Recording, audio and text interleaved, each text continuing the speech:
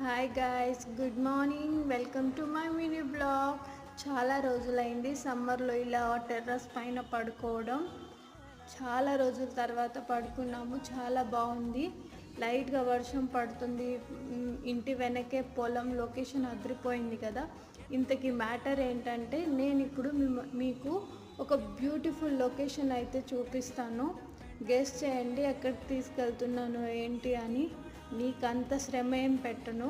ఇప్పుడు మేము వైజాగ్ కాలనీకి వెళ్తున్నాము.